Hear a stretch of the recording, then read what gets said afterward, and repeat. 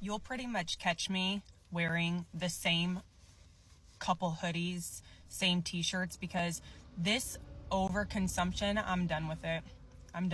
I'm not over consuming anymore. Ever since I've switched to a capsule wardrobe, I literally don't feel the need to buy anything new. I mean, there's a couple things that I want for spring, but I don't feel this urge constantly to buy. I haven't shopped in 10 months. June 20th to April 20th, 10 months. I'm so close to a year, I can taste it. And I'm not just gonna shop once I hit a year, just so we know, but just a reminder for people who are new here, my rules were no clothes, bags, shoes, or jewelry for a full year. The mental freedom and clarity is so worth it. Like, no amount of stuff will ever bring me the freedom that I feel. It reminds me, like, I've been sober for almost 10 years, and everything drugs and alcohol promised me, recovery gave me tenfold. I just thought it was so funny that she literally compared shopping to drugs and alcohol. Now, a lot of you guys who watch my channel a lot, you'll notice that I'm always in the same shirt or the same outfit. It's because I don't own much clothing. I really don't. I don't know. I just don't care. And it's super fucking expensive. I bought a dress shirt recently because I'm going to a wedding coming up. And I just bought a couple of like button up like floral joints, kind of Magnum PI type deals. $65 a piece. Now, granted, I'll probably have them for a fucking long time. But I was like, damn, this is how long it's been since I actually bought something other than a blank t-shirt or a used vintage t-shirt on eBay. Yeah, that's what I spend my money on. Used vintage t-shirts that are 30 years old. I know. It's crazy. But that's something that I've never really had a problem with, was like buying, I did have an addiction to thrifting at one point. It was like once or twice a week I would go thrifting, and that's how I have all the shit behind me, just like antiques and stuff. But it was funny because that ended up turning into a business for me. Yeah, I turned my addiction into a business. And I actually did that full time for 2 years. I mean, I did it for like 5 years, but 2 years full time. But that's how bad the addiction was. Now I don't even go thrifting anymore. I just don't. Once in a great while I'll go out and it's fun, but I don't have that same urge that I used to have to just like, oh, like, it's like this weird, it's an addiction. It really is. Like, we have like this collector mentality since we're kids. I mean, Pokemon cards, fucking Beanie Babies, you know, like, it's almost been programmed into our psyche. Buy it now. Anyways. Real talk. What is something that you have cut out of your budget that you are no longer spending money on and you do not miss it whatsoever? Well, maybe you might miss it. What is something that you can live without, though? Like I said before, mine was weed and the party. Like, I could live without it. Like, that was my big one. And the thrifting problem. Those were my two big ones. Also gas stations, but we'll talk about that later. This one goes, expensive pedicures and manicures. I have a Paul Mitchell beauty school near me. $13 pedicures, $30 facials. I'm so happy I'm not a woman, dude. I mean, obviously, I have terrible skincare, but I really don't give a shit. Men can kind of fly off, but dude, my chick spends so much fucking money on beauty. That's what we need to get into. We need to get in the beauty business. That's where the fucking money's at, baby. Write that down. I'm serious, man. Like, it's criminal. So, like, $200 for her nails every month. It makes me feel good. Why? I don't understand. You know what I mean? Like, I don't get, just clip them. That feels really good. If you just clipped your nails, feels fantastic. But I'm a dude. Maybe I just don't know. Women, it's rough. Right here. This one goes, tampons. I have a Diva cup. Okay, my girlfriend's got one of those Diva cups. But yeah, dude, right here. Honestly, the Target boycott showed me that I really have no business being there as much as I was. Yeah, I really do think it's just an addiction. I used to do that with thrift shops. No reason. Just bored. Just go see if I can find anything. Boycotting vanity culture. Coloring hair, getting nails done. Okay, I'm going to lump vanity culture in with materialism. Tell me. That's a big one for me. But let's get like deep. Let's go crazy here. And let's think outside the box on what people are cutting out. This one's funny, and I've actually done this one. this is weird or not, but I haven't bought paper towels in about 5 years. When I learned paper towels were just invented at the early 1900s, somewhere around there, I was like, oh no, like this actually isn't a necessity. And I had to do a little research to figure out what were people doing before paper towels. And this isn't just about money. For me, it's like, I don't want my life to be set up in a way that I have to go to a grocery store and pay a corporation for something that I could spend a fraction of the same dollar on and never have to spend any more money on that disposable good. And so let me just kind of do the math for you. This And I is think great. it's $30. If I live another 50 years, I'm going to end up spending $18,000 just on paper towels. Where No, dude. 18 stacks on paper towels. This is something that's crazy. I was in Tennessee one time, and I went to a friend's house. So I'm going in the kitchen. I go, hey, where's the paper towels? He goes, oh, it's in that hamper right there. I go, in the hamper. I go in there. It's a bunch of white rags and like miscellaneous cloths. And I go, oh, like, he goes, yeah, we don't do paper towels. Because we do like a restaurant. Get a nice cloth. And we just wash the motherfucker. And I literally was like, genius, genius, genius. And I actually did that for like a couple years. And then I got a girlfriend, and she thought it was tacky, and now she spends all of my money on paper fucking towels. And then she always goes, you know what she says? You use so much paper towel. I go, well, if we just use the rags that I used to have, this wouldn't be a big fucking deal now, would it? Yeah, I keep her in a fucking place. It's in the kitchen and in the bedroom, bent over. I'm just joking. I love you if you're watching this. But 18 grand, paper towels. They got us good, dude. Don't even get me started on soap. I'm nuts. I don't even fucking use soap, dude.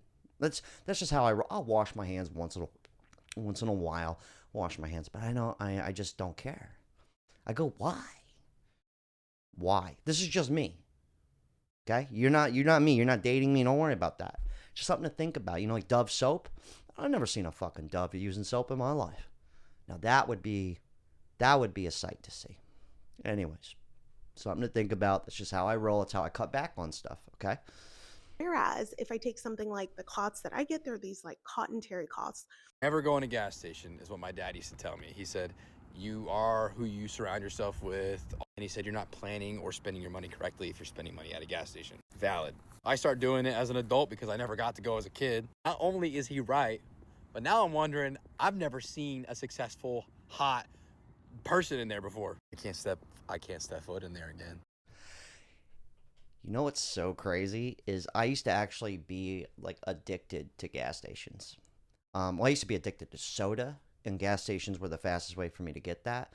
But paint you a picture, I remember when I was like 25, 26, I did the math. That's when I like quit soda. I'll have a Sprite here and there. I might have one once in a while, just like as a treat. But I did the math on it. Every day I would calculate what I was doing. I was buying like 5 sodas a day from gas stations. I was doing a pack of cigarettes. And then at one point, I was buying a new black or white t-shirt. You know, those gas station t-shirts? They used to fit so good. And I'd buy like a new one of those every day.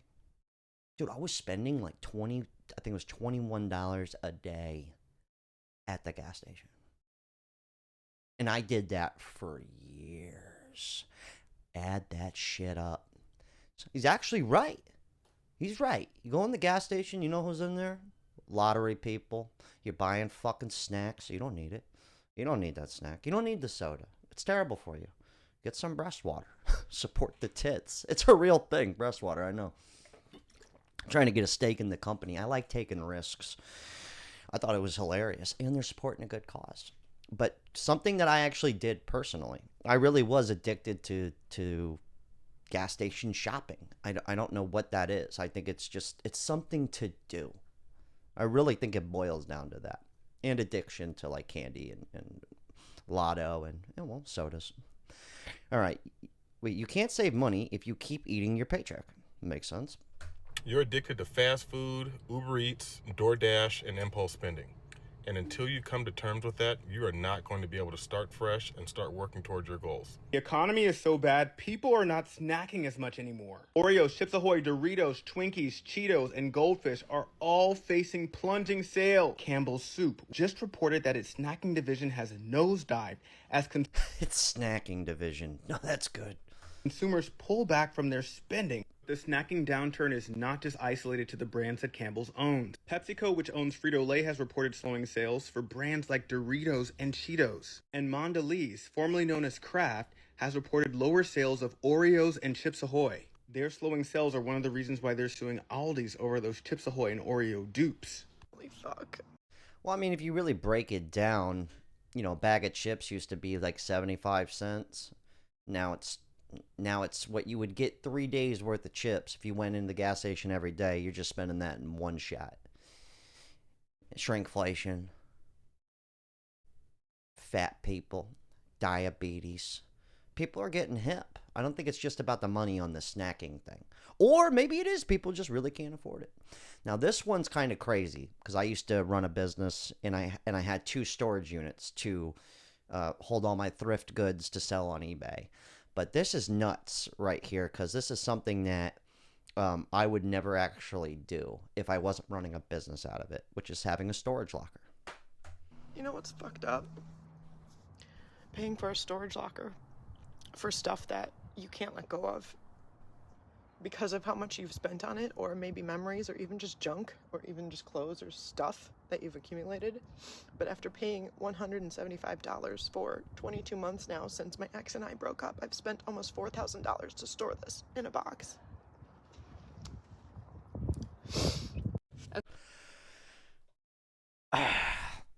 Now, look, I like having things as much as the next guy. But let me put it to you this way. When I was living in California, I'm in Florida now. That's when I first started this kind of resell thing. And I had all these collectibles, records, framed records. Like, I had a lot of stuff, like little tchotchkes.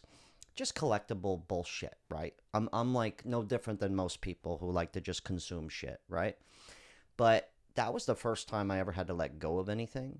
And ever since then, I remember I got rid of everything. I sold everything, every single thing I owned, gone.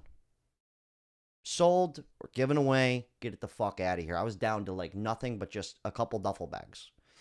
And what that taught me is that like I can't be connected or attached to these things. Everything you see behind me, anything you see over here, God forbid you look over in this direction, it's just full of shit. But there's something in me now where, if need be, it's all gone.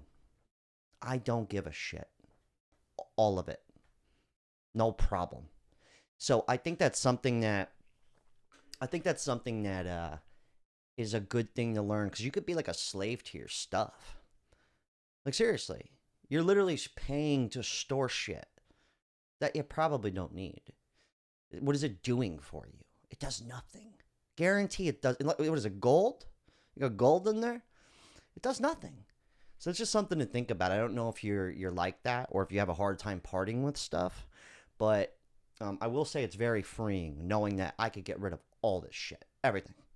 Fuck it. And it's pretty good feeling, honestly. Some of it I'd be a little upset to let it go, but once I did it the one time, it's so